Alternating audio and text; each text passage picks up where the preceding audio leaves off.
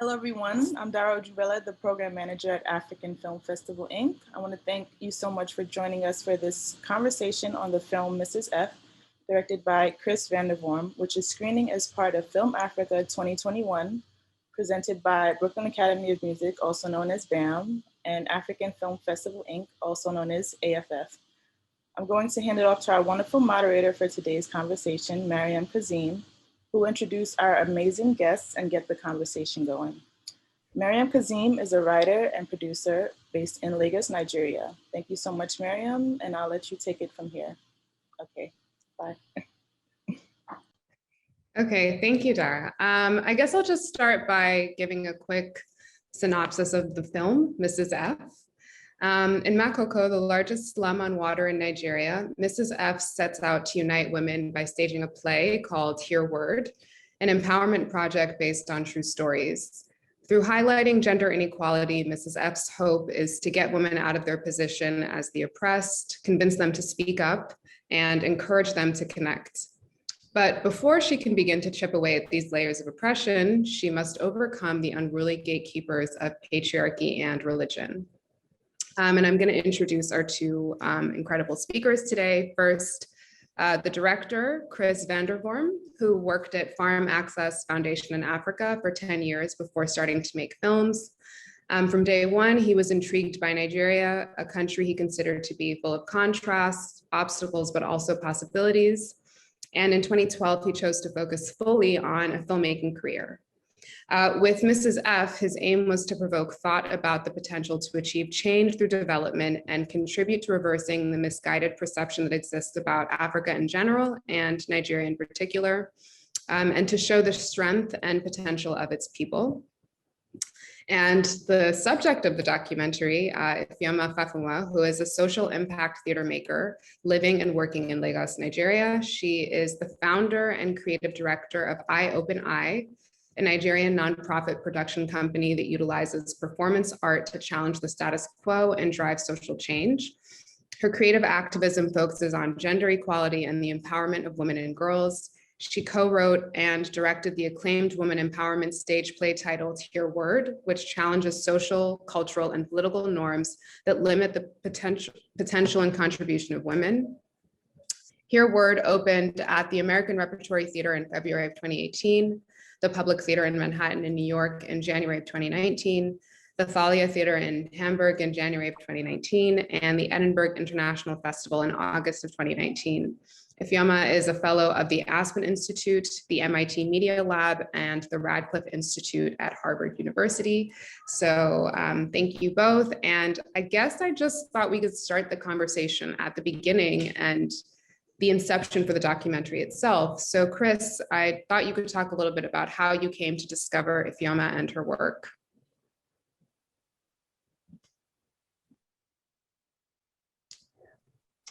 Yeah, sorry, I just had to prepare myself. No, well, I can have a long version and a short version. The idea was for me to make a documentary about development in Africa. And that's obviously a very broad subject. And I did quite some research on that based on my experiences through my former job at Farm Access. Visited several countries and then finally ended up in Nigeria. And then through the Dutch government, I met up with Ifeoma for the first time. And I think right from the beginning, we had a good vibe. Ifeoma was telling me about what she was actually doing on the subject with regards to gender inequality and all the work that she did with Hear Word.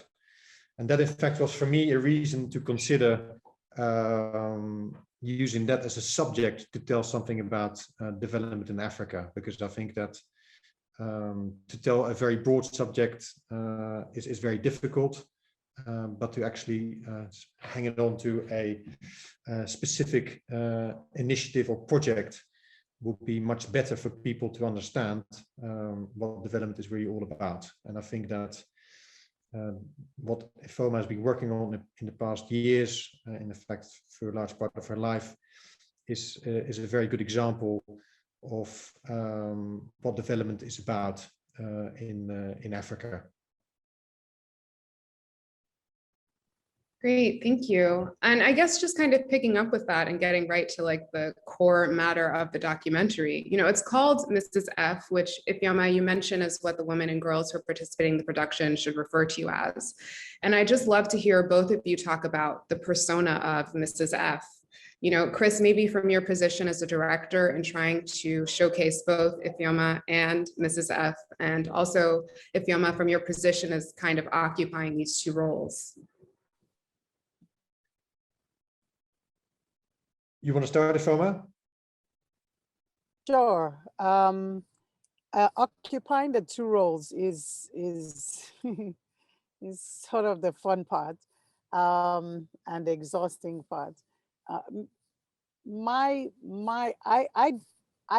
have only recently, through the work, discovered more about myself, who I really am to myself, or how I come across.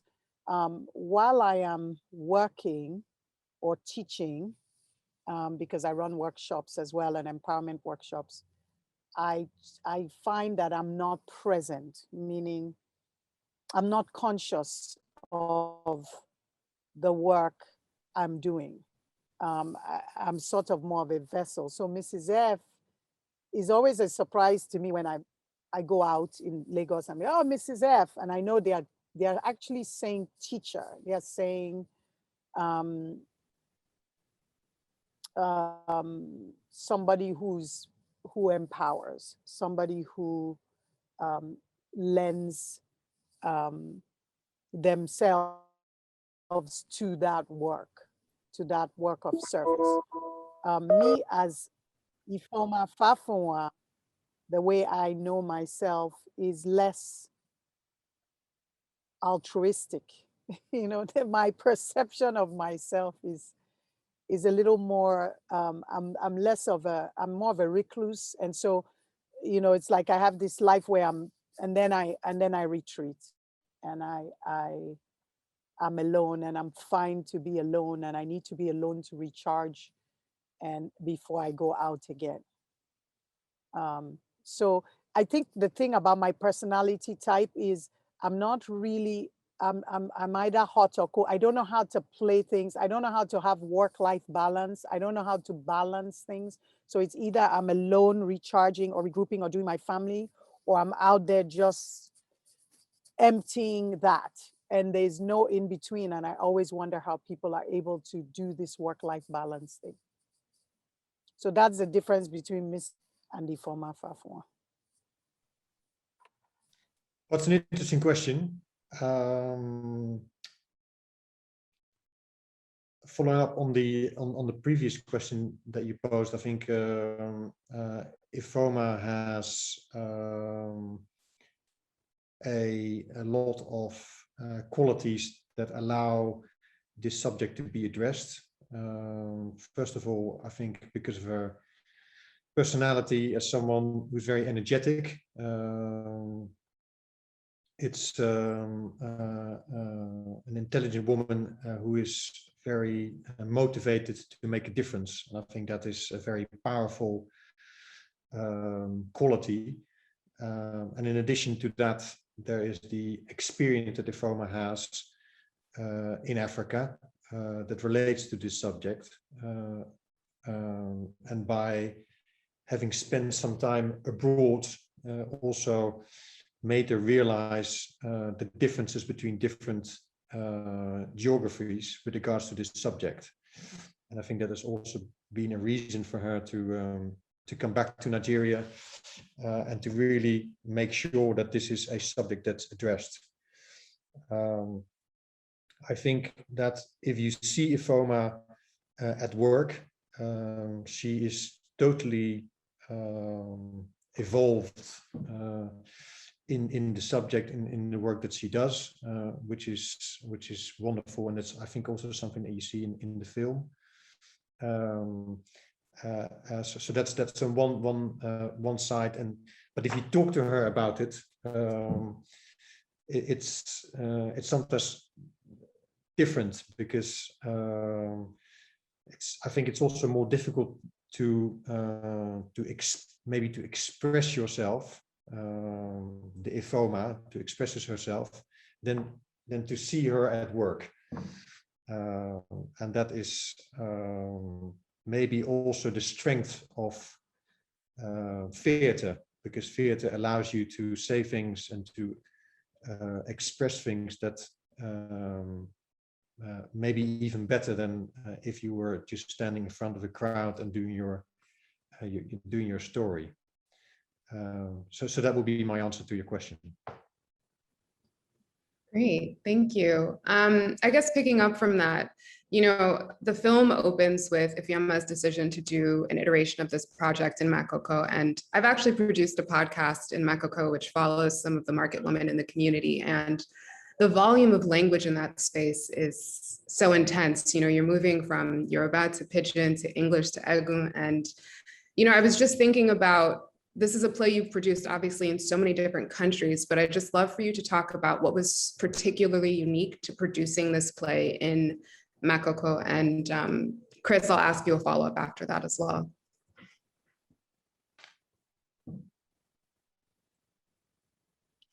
Yeah, I think the language was a big barrier, not a barrier. I mean, I think when I'm working, as Chris said, I just move almost like a bit of a tsunami, you know, but in a gentle way. I just move through barriers. And then it's only afterwards that I realize how exhausted and exhausting the process is or was. So the language was one thing, because I needed to understand quickly what people's concerns were, and then be able to express myself immediately and mitigate or empower in those moments. The second thing was just the physical, the water in the beginning was interesting when I first started working on the project. And then it became exhausting to always have to go through the water, around the water, through the mud. You couldn't get to certain places at times. And but for people in Makoko, they're just used to jumping in a boat and moving around. And these are small canoes that can topple. So you know, getting people from place to place was a problem, even for myself. Yeah. And I guess, Chris, picking up from that, I believe this was your first time shooting in Nigeria. Can you talk a little bit about what challenged you or even excited you in the process? I was particularly, you know, captivated by a lot of the nighttime shooting that you did in Makoko, and I was kind of surprised that the community gave you that much access. And it's interesting, you know, in the documentary, we see Ifeoma have to go and present to the different ballets and get their permission. But I'd love for you to talk about what it was like for you as a filmmaker to get permission to shoot as well. Well, first of all, it's a life-changing experience to shoot in Makoko. Not only for me, but for the entire crew and all the people that have been working on this particular project. I don't think I quite realized what we did because we were there for nearly 40 days. And the BBC sometimes goes into Makoko to do some features, but that's generally a couple of days, but not 40 days. It is extremely challenging to shoot in Makoko because, as Ifeoma says, there's the water, there's the heat. People know exactly where you are, who you are, and they are following you. So you have to be not only focused on filming, but also on your safety.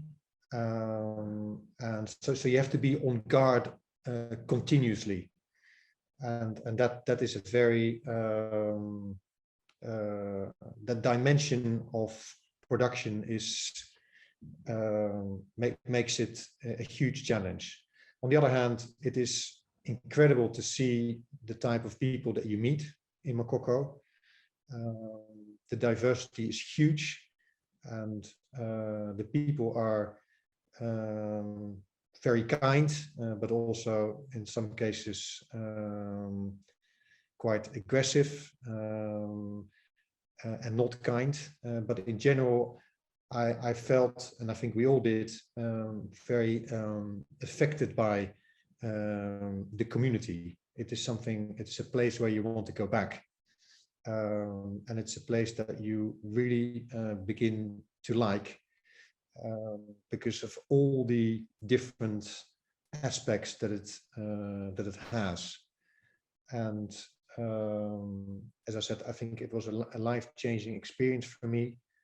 And I think that we managed to get a little bit of a sense of what it's like to operate in Makoko.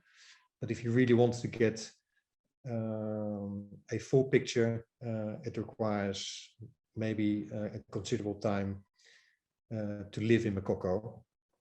But I think for the time that we were there, I think we did pretty well. Yeah, and you know, there's this term that's used a lot in like cultural studies about the male gaze or the male glance and representation of both, you know, men and women through a very patriarchal lens. And I think we also have an Africa gaze or an Africa glance, and then maybe even a Lagos gaze and a Lagos glance. And these are, you know, those things on camera that are, even if only fleeting, represent Lagos and Nigeria in a very specific frame. So Chris, I wanted to know if you could talk more about some of the specific decisions that you made about the camera's gaze of both Makoko, Lagos, even Ifeoma herself, and how this kind of developed over filmmaking, whether there were any surprises and whether you kind of had to realize your initial idea of what you wanted the film's gaze to be would have to kind of adapt to the environment. Well, it's a very good question. Obviously, you come up with a script. You have an idea of what you would like to film and how you would like to film and in what order, the kind of personalities that you want to pick up and that you want to that you want to that you want to capture. But I think in particular about Makoko, I think it is a place that is so difficult to manage. It's so difficult to manage your script in Makoko. That is a disadvantage, but the advantage is that you encounter situations that you would not have scripted behind your desk, sitting behind a computer. Because there are things going on all the time. But you have to be very vigilant on what's going on. And I think what we really did is we tried many different things surrounding the types of scenes that we wanted to capture. And in that process, we came across all sorts of different situations that made it what it is today. I mean, for example, you mentioned it, the night scenes. I think were the ones that we were all very impressed by, and to see how this whole community lives and experiences these evenings with the I can't remember the name, but the Ifeoma, that's the person that goes around with the he has a sort of a gramophone. Yeah, exactly. And, he goes around. Exactly, he goes around to tell the people that, or to announce to the community that a play is coming up. I mean, that's just something that you haven't seen before. there's a person that goes around. He represents a bank. There's a person that looks after all the transport and builds the boats. I mean, so all the different things that you have in a modern community and in a modern society, you also have in Makoko, but in a very simplistic manner, and it's wonderful to see. On the other hand, they're also very far ahead with the mobile phones because they communicate very well. So to come back to your question, it has been very difficult to script beforehand, but the nice thing about it is there's so many things going on that you always manage to capture some pieces that are very useful and in some cases extremely valuable for your story. But for the edit, it took us a long time to place those pieces of the puzzle in the right order. And you know, Ifeoma, I'm curious for you, in watching the documentary, did you feel like there was some access that maybe you didn't have in engaging with the girls or the women themselves that you were given in the viewing experience? Because I'm just thinking about when we're with someone like Christina in the evening, or Christiana, excuse me, when she's at her bar, or when she's, you know, writing for her studies, like in her private home. And even though you obviously had so much of a relationship between these girls through the play, I was just wondering, what was the experience like of seeing them in some of their more kind of everyday moments and when you watched the documentary? Yeah, there was, I knew that I would come back to these women on a personal level afterwards, because, you know, you don't have that kind of experience with someone where you change their perspective or gaze, or you're part of their journey to a broader way of seeing and then be able to walk away. I was very focused on the project getting completed and not being distracted by what was happening in their personal lives, unless it was directly affecting the play. Like when we had to go get permission from people's husbands because they didn't show up for rehearsal. Like, you know, a few people just like, oh, they didn't show up for rehearsal because their husband decided, no, this is not what they should be doing with their time. And then we had to then go and get permission from those husbands for these ladies to be allowed to rehearse.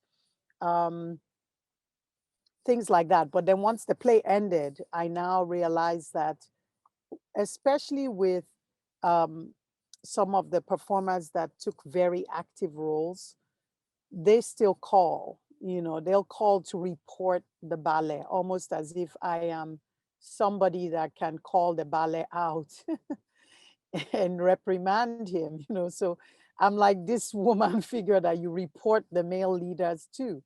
So last week, somebody called, the ballet is not behaving appropriately around this particular issue.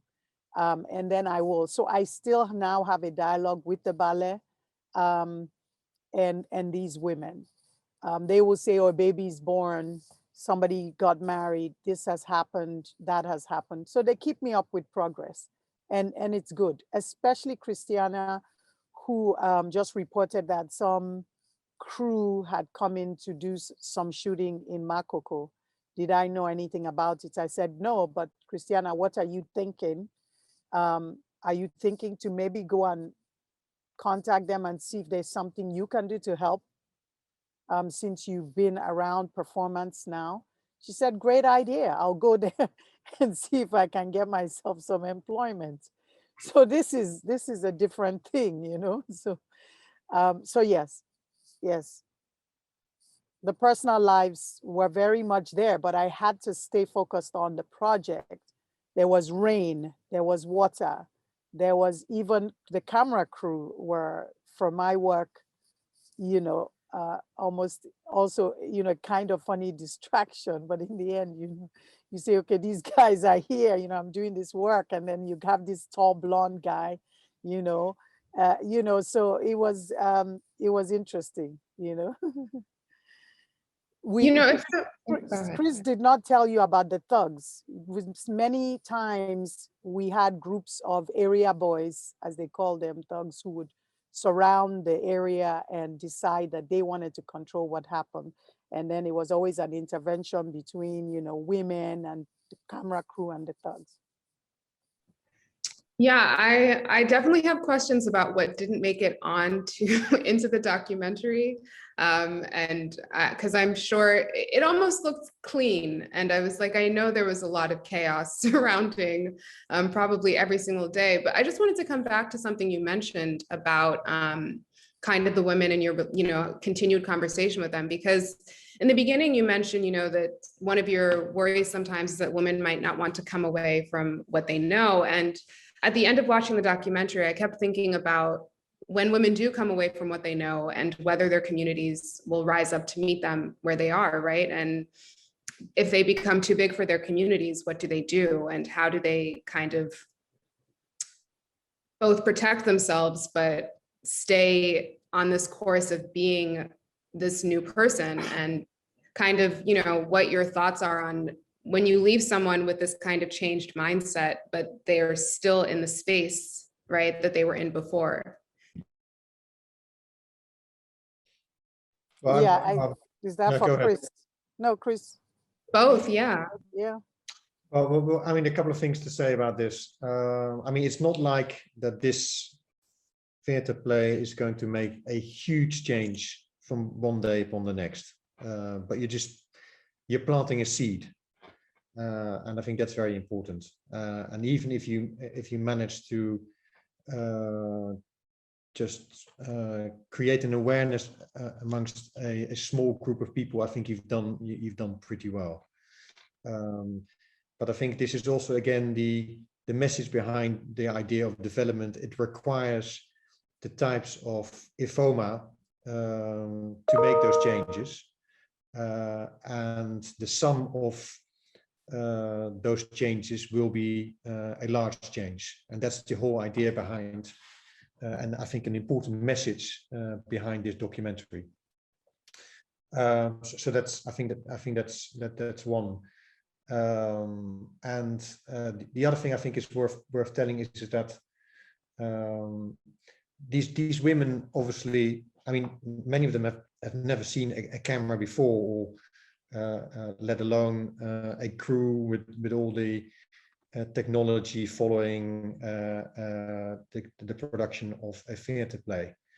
And to then get them to tell us about their experiences with regards to this subject is quite a challenge for them, obviously, because we are strangers. So in the end, to try to overcome that, we interviewed some of these women without a camera, in an environment in which they felt safe, and interviewed by someone that they are familiar with. And that actually was an important production strategy in order to get them to really talk about some of their experiences related to the subject. But to stick a camera in their face and have a blonde guy from the Netherlands ask them all sorts of intricate questions just doesn't work. You need to gain their trust, and you need to manage that very carefully in order to really get their thoughts on this subject, and that slowly evolved as we moved along.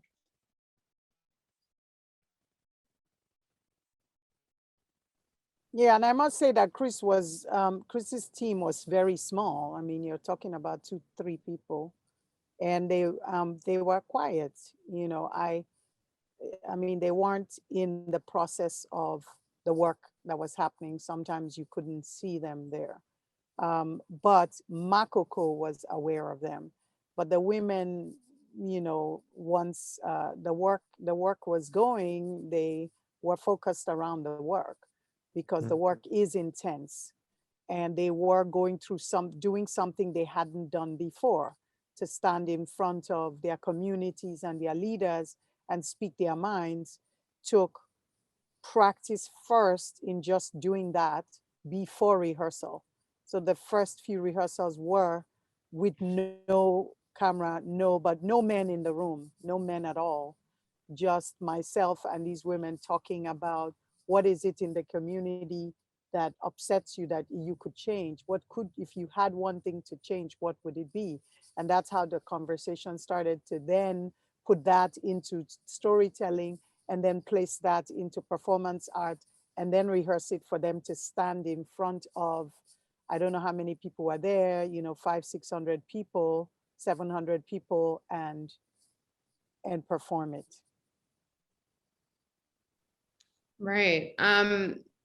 Watching this, I also kind of found myself thinking about the End SARS movement that started in October. And particularly, there was just so much conversation at the time and still ongoing about women organizing and women kind of leading in the activism that was happening in the country. And at the same time, I thought it was really interesting in this documentary when Christiana said that after doing the play, the guys at the bar in her community stopped touching her and harassing her, meaning they heard her when she performed about what she'd been experiencing. And it seems like something super small, right?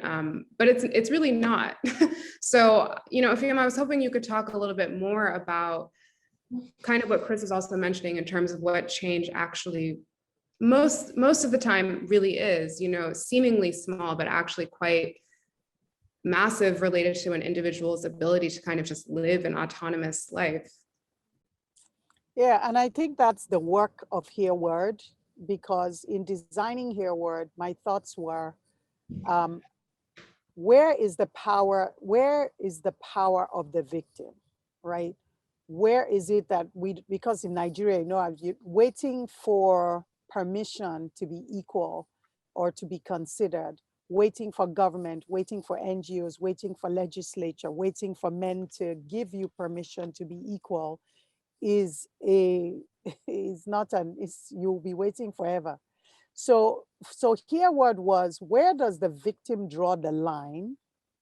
And where does the victim say, I am contributing to this? Where is the victim's responsibility in the sustenance of inequality, either as a gatekeeper or as just somebody who believes that this should be happening?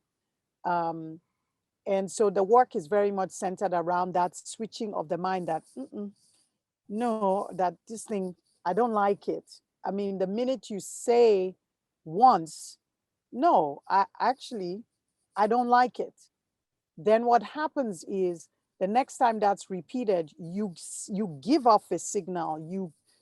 People, it's just like some men, you saw the men at the end, like, oh, this is surprising. They are like, oh yeah, I didn't know that people didn't like that.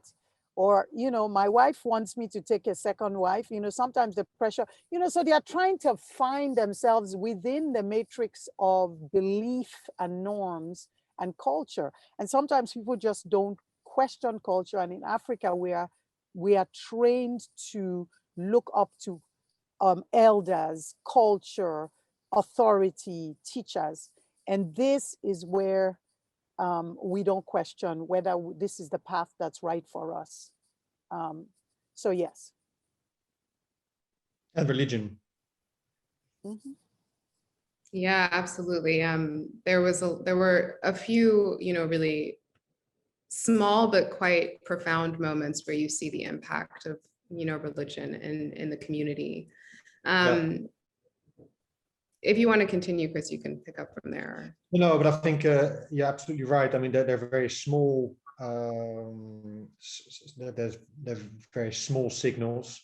What I also felt was really interesting, and something that Ifeoma alludes to is the fact that many of the women are very individual, and that she encourages them to work together and to speak up as a group. And it's interesting to see that the group with whom she worked together on this play also became a group and presented themselves as a group. And that's really interesting to see, even though it's a very small group, that this has actually been a reason for them to stick together. And that also has to do obviously with the fact that they understand each other very well in relation to this particular subject. So I think that was definitely something that came up out of the experience. Yeah, I think Chris is making a point that yes, women in communities like this across the world have too much to do in a day because they are juggling, earning, childcare, husband care, the environment, balancing money and trying to feed people, as well as in-laws. They've got to balance that and leadership. So what happens is they're getting up like 4:35 in the morning, and you can see that at night, the men are up, right? From his video, the women are tired and they are sleeping. And so what happens is that women don't have time to gather. And it's designed that way. They don't have time to strategize, plan, think about, collaborate, decide, and put their political views out there. They're just running the day to day. And so when you bring a project like this and you take them out of their daily thing and they're allowed to sit around and talk and think and strategize and say, yeah, that's not right. You now form this group, and it's the beginning. And what we realized was that in asking historical questions about roles of leadership taken by women, that those had actually disappeared over the last 50 years, 60 years. And there used to be, the eldest women in the village, the queen mother, and that type of thing, which had gone away in Lagos, with the Lagos busy life. I wanted to talk a little bit about, there were two, small moments in the film. One, when we first see Ifeoma get to Makoko and a woman selling something is like, bring money. And then again, when you first gather the women together to just get a sense of like what's happening in the community, a woman stands up and she says she needs money for her business. And, I felt that even if those moments were fleeting, they did say a lot, because sometimes we think about performance as a luxury. And I think that this film and, Ifeoma, your work showed that even if it seems that performance is expensive, it has this really immeasurable value. And I think this film is particularly interesting in terms of how it, documents what community theater can look like in Nigeria now. It has a very rich history. Theater is a tool for social development in Nigeria. So I guess I'm just interested in thinking about both performance as a luxury or a seeming luxury, but also about how Ifeoma's work kind of rethinks or tries to maybe reimagine the practice of theater for development in a present day Nigeria. What does that look like in communities?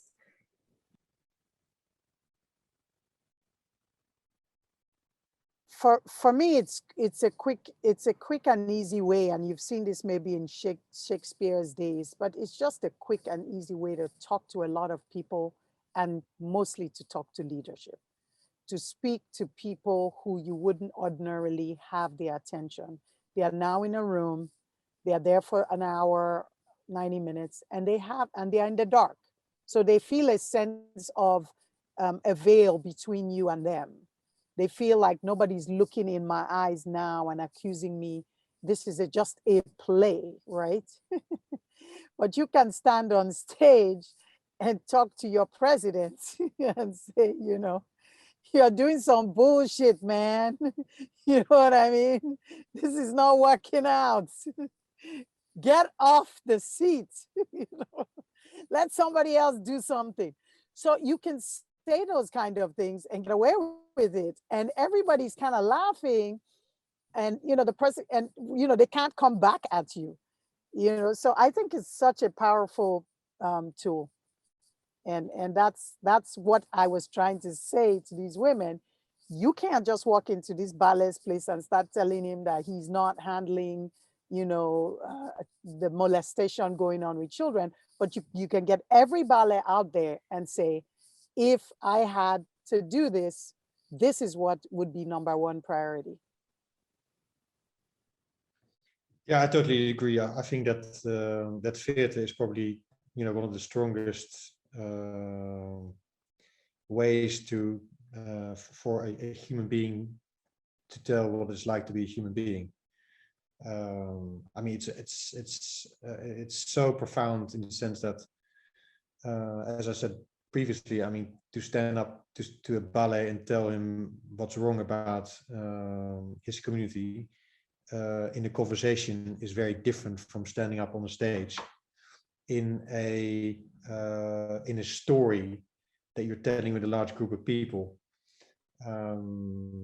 Probably comes across much stronger than if you would tell him standing in front of him in a conversation.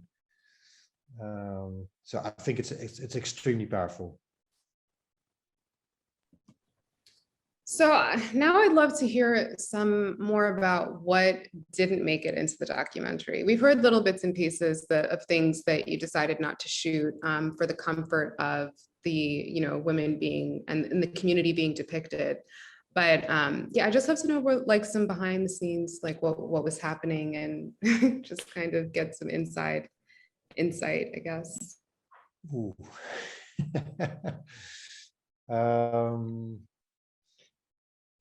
That's a difficult question. I think what I would like to had more of a sense of is, and which I struggle with, is to really get to the essence of what people think. And as I said to you previously, I think that just requires time. And it requires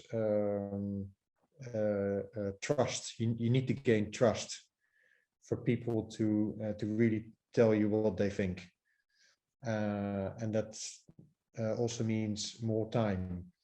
And I think that was probably one of the biggest challenges I felt in producing this documentary. And as you see some subtle and pieces in documentary whereby you really do feel what people think or how they act, but to really capture that is a huge challenge, and that's behind the scenes something we had lots of discussions about. I think it's also interesting to mention that if you ask these women, you know, what is the biggest challenge, they're not going to say gender inequality is the biggest challenge in this community. The biggest challenge in the community is to get food on the table and to look after their family. That's number one. And as an outsider, especially coming from a place like Amsterdam or any other country in Europe, you realize at the same time when you do spend a considerable amount of time in a community like this, how ignorant you are about these types of communities, how little you actually know. Becomes much more apparent by spending time in this community. And that's on the one hand confrontational, on the other hand, I think we did manage to capture some of it on camera and on audio. But that's what we had lots of discussions about behind the scenes. Yeah, and I would say that the moments, there were moments that happened for the women that were not captured because the camera wasn't there for every class or workshop. The moments where the women decided to speak and to tell their own stories, to come together as a group, and to even when they started to argue in a group. That was very interesting.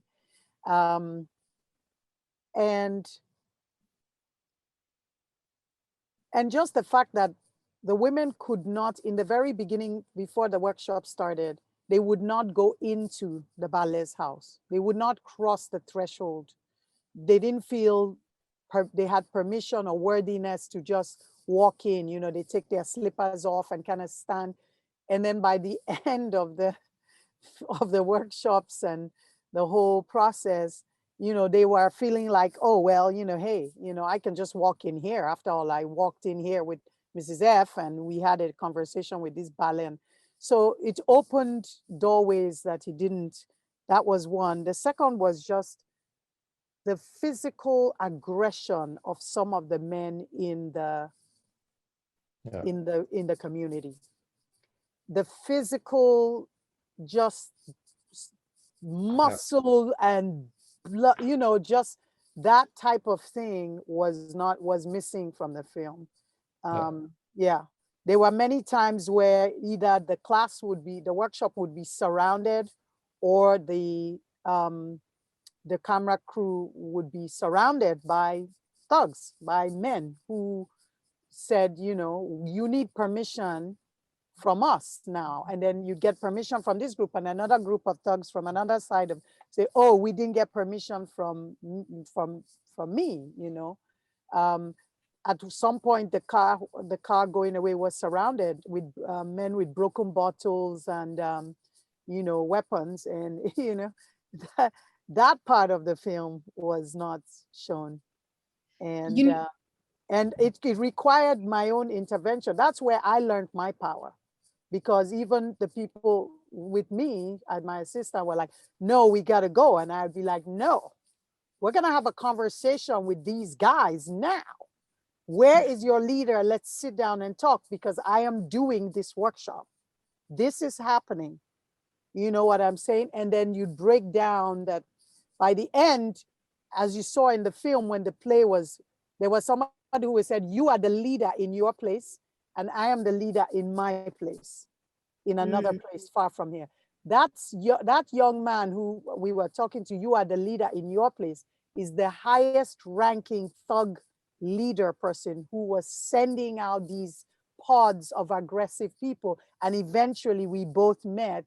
So you are the leader on the streets of the waterways, you are in charge. And where I come from, I am also in charge. And we meet here, and you're gonna see the work. You know, it's a point I didn't touch on. Sorry to interrupt, but it was a huge component of the production, and the person that Ifeoma is now referring to, we actually interviewed him at length, and we actually went to his house, which was an hour and a half drive from Lagos, where all the curtains were closed, and we were not allowed to open the curtains. And he told us some of his history about what happened to him, and how he got into this high echelon of the thugs, and it is extremely daunting, and you also at the same time realize that you are in a situation whereby, well, you have to be extremely careful. And there were situations where we were, as Ifeoma said, surrounded by 20, 30 or 40 people just holding us for several hours, until we were ready to give them money or whatever, which we didn't. But those were extremely, unpleasant situations. And it is, in fact, on the last day, we were planned to go in for another 2 days, but on the advice of the person that guided us, who also worked with the BBC, we decided not to go into Makoko anymore, because it was just too much of a gamble. But it is a component that you don't see in the film, but it was a huge one. Yeah. I almost feel, though, that was where your sense of responsibility maybe came in as a filmmaker, right? Because we all know shooting anything in Lagos. I just shot a project in Lagos last week, in Badagry, Lagos Island, and all over the place, and I'm still recovering energy-wise. It's a lot of work. It's a lot of negotiating and coming and trying to find out who's the person that I have to come and meet and offer and kind of get them to say that it's okay. And even when you do that, people are still going to come up to you on the street and say, "Where's mine?" You know, but I do feel that, you know, earlier when I mentioned the kind of Nigeria gaze or the kind of Lagos gaze, it allows me to experience this film when, even though I have a sense in knowing that these things are happening behind the scenes, I'm able to stay with, right, the focus, which is these young women and the play, right, and these mothers and their children. So I think that I actually really appreciated that some of that chaos was kept away from my experience of being able to view the film. And I thought that was a really smart decision, because that creates, as you just mentioned, you know, there's context for why these men are the way that they are, not excusing them, but there's a reason for that. And so that's a documentary in and of itself. So absolutely. Yeah. So I guess I just, you know, wanted to close by asking about the community center and whether at the end of the documentary, I know that the ballet tells you that the women aren't using it and, you know, whatever, but I'm just curious to know, has that space been used more, or, you know, what's kind of the future of that community center? The space ended up being sort of between a few ballets, being like they were vying for the space to rent it out for, you know, projects or parties or whatever it is. The women also were vying, and it went back and forth, and eventually was taken over by the same ballet who was very supportive of us. We still have a relationship with the ballet, and, you know, but the center itself, the space itself was we knew it was going to get captured by the ballet, and in the end it was captured by the ballet. The women reported it, but, you know, I just was like, I can't, you know, this would just go on all my life fighting this system. I've done the one I can do. Yeah. But it's more, I think it's more an imaginary women's center that we left behind in Makoko, which I think maybe much more valuable than the wooden one that we had depicted. And I think it still exists in Makoko, especially if I hear the stories from Ifoma. In the way that they still are in touch with her. So I think we put up an imaginary but very strong women's center in Makoko. Absolutely. I think I think an imaginary center is even sometimes more powerful than something physical. So yeah. That's right. Ifeoma or Chris, I don't know if you have any last words that you want to share with future viewers about the documentary and your experience. Well, I first of all, as a film I started off with, I think it's great that we have the opportunity to have this film be shown at your festival. That's absolutely fantastic, and I think it's a great honor. And I think on the subject, it's just wonderful to see these kinds of strong characters trying to make a change, or making a change, I should say, in society, and really empowering people to make those changes and to think about those changes. And I think it was a wonderful collaboration. And for me, it was an unforgettable experience. And I would encourage others to do the same, even though it may be on a very small scale. And among the filmmakers, I would encourage people to try and capture these kinds of projects, because they're very valuable. Yeah, and I would say the same. We're in a world right now that any collaboration, any awareness is important, and you know, any fight against inequality is critical and, you know, relevant right now. So on any level, whatever you can do is important. And I'm grateful also that the film made it into your festival. So we're honored to be here. Thank you so much. Thank you for the interview. Great.